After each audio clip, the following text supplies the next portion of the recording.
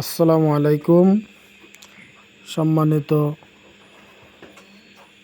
দর্শক শ্রোতা। এই যে ছোট বাছুরটি দুধ খাইতেছে, ওর মা অসুস্থজনিত কারণে তাকে বিক্রি করে ফেলানো হয়েছে। আরও এই গাভীর দুধ খাচ্ছে, এই দেখুন একসাথে।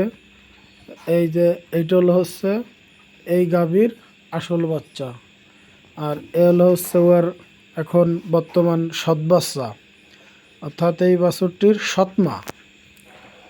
তো দেখুন আল্লাহ তাআলার কত বড় নিয়ামত যে ওর মা মারা গেছে, আল্লাহ তাআলা অন্য মায়ের ব্যবস্থা করে দিছে। দেখেন যে দুইজন কিভাবে দুধ খাইতেছে,